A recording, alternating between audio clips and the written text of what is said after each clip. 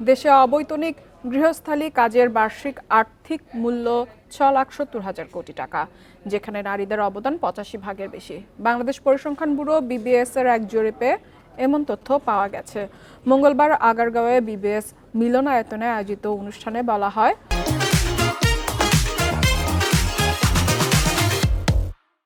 বছরে নারী পুরুষ গড়ে ২,৪৩৫ ঘন্টা অবৈতনিক গৃহস্থালী ও যত্নমূলক কাজ করেন, যেখানে নারীর অংশগ্রহণ ৮৮%। এ সময় বক্তারা বলেন, অর্থনৈতিক সামাজিক নীতিতে নারীর গৃহস্থালী কাজের স্বীকৃতি দিতে আন্তঃমন্ত্রণালয়ের সমন্বয় কাঠামো গড়ে তোলা দরকার।